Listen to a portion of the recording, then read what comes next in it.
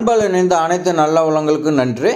இது மாதிரி பயனுள்ள தகவலை பார்த்திங்கன்னா நீங்கள் மிஸ் பண்ணக்கூடாதுன்னா நம்ம சேனலை சப்ஸ்கிரைப் பண்ணிங்கன்னா அப்போ தான் பார்த்திங்கன்னா உங்களுக்கு இது போன்ற ஜாப்ஸ் எல்லாமே நோட்டிஃபிகேஷனாக வரும். இந்த ஜாப் பார்த்திங்கன்னா இப்போ படிச்சுட்டு இருக்கிற எல்லாத்துக்குமே ஒரு அரிய வாய்ப்பு.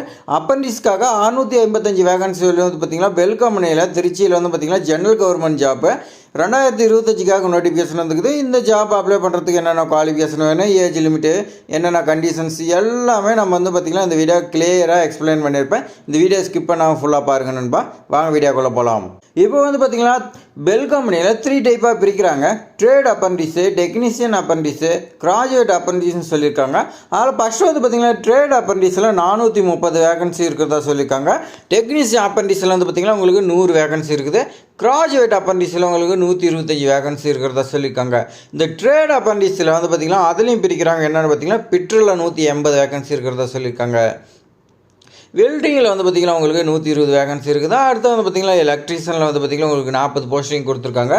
டர்னர் இதில் 20 போஸ்டிங் கொடுத்துருக்காங்க. மெக்கானிஸ்ட்டில் 30 வேகன்சி இருக்குது. இன்ஸ்ட்ருமெண்ட் மெக்கானிக்கலில் 10 வேகன்சி சொல்லி கொடுத்துருக்காங்க. மோட்டார் மெக்கானிக்கல் பார்த்திங்கன்னா உங்களுக்கு 10 வேகன்சி.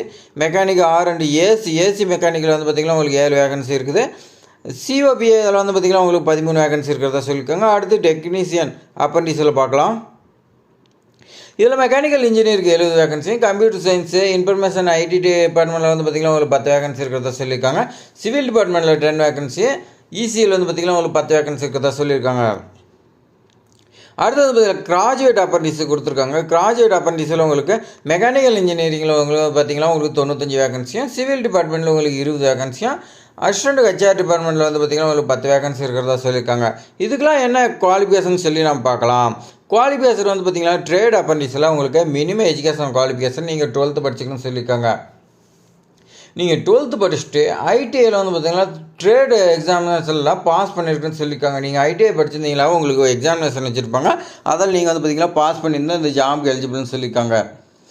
அதே மாதிரி பார்த்திங்கன்னா கேண்டிடேட் நீங்கள் பார்த்திங்கன்னா ஃபுல் டைமில் தான் போய் படிச்சிங்கன்னு சொல்லியிருக்காங்க. இந்த டிஸ்டன்ஸ் எஜுகேஷன் இந்த மாதிரிலாம் நீங்கள் படிச்சிருந்தால் இந்த ஜாப் நாட் எலிஜிபிள்னு சொல்லியிருக்காங்க.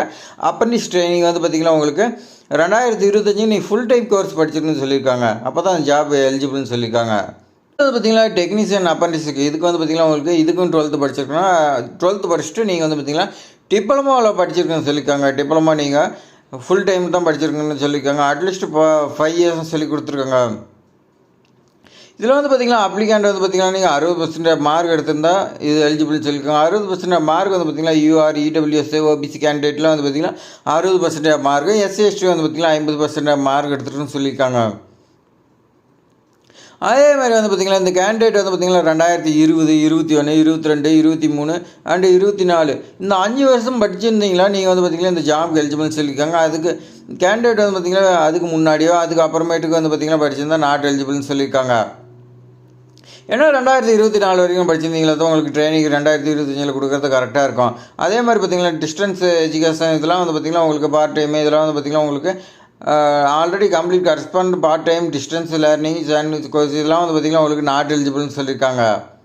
அதனால் நீங்கள் ஃபுல் டைம் படிச்சிருந்தால் அந்த ஜாப் எலிஜிபிள்னு சொல்லியிருக்காங்க. அதே மாதிரி பார்த்திங்கன்னா கிராஜுவேட் அப்பண்டிஸ் பார்த்திங்கன்னா நீங்கள் இன்ஜினியர் படிச்சிங்கன்னு சொல்லியிருக்காங்க. இன்ஜினியரிங்கில் பார்த்திங்கன்னா நீங்கள் மினிமம் 60% ஆஃப் மார்க் பார்த்திங்கன்னா யூஆர், ஓபிசி கேண்டிடேட்டு, இடபிள்யூஎஸ் கேண்டிடேட்டில் நீங்கள் எடுத்துக்கணும்னு சொல்லியிருக்காங்க. எஸ்சி எஸ்டி கேண்டிடேட் பார்த்திங்கன்னா உங்களுக்கு 50% மார்க் இருக்குன்னு சொல்லியிருக்காங்க.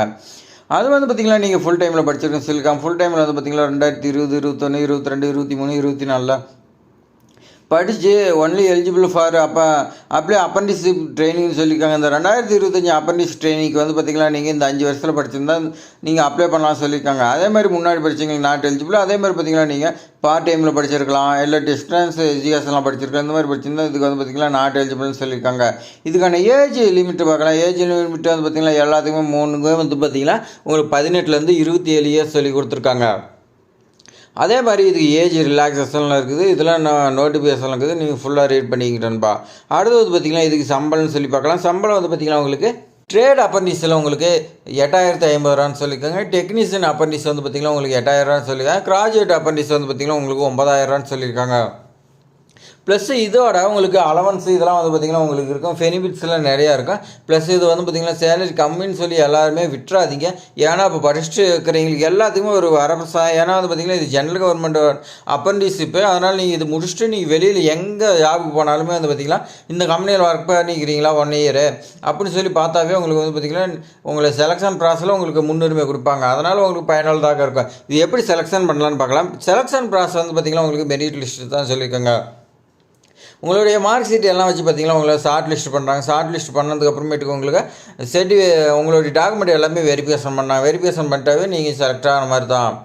இது எப்படி அப்ளை பண்ணலான்னா எல்லாமே ஆன்லைனில் தான் அப்ளை பண்ணால். ஆன்லைனில் அப்ளை பண்ணுறதுக்கு நீங்கள் வந்து பார்த்திங்கன்னா டிஸ்கிரிப்ஷனில் எல்லாமே இருக்குது. நீங்கள் ஃபுல்லாக நீங்கள் வந்து பார்த்திங்கன்னா நீங்கள் NATS எஜுகேஷன் இதில் வந்து பார்த்திங்கன்னா போய் என்ரோல்மெண்ட் நம்பர் வச்சு தான் பண்ணுற மாதிரி இருக்குதுன்னு சொல்லியிருக்காங்க.